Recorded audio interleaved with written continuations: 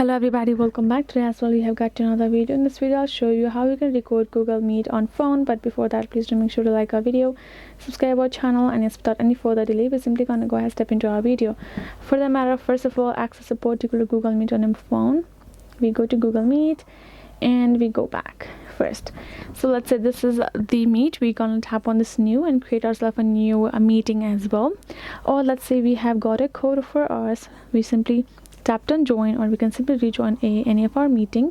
Once we're there, once we have started the meeting, we're gonna tap on this join, and now we are there in the meeting. We can tap on this, swipe down our taskbar on top and tap on the screen record and choose this media and mic and tap on this start recording and wait till the countdowns.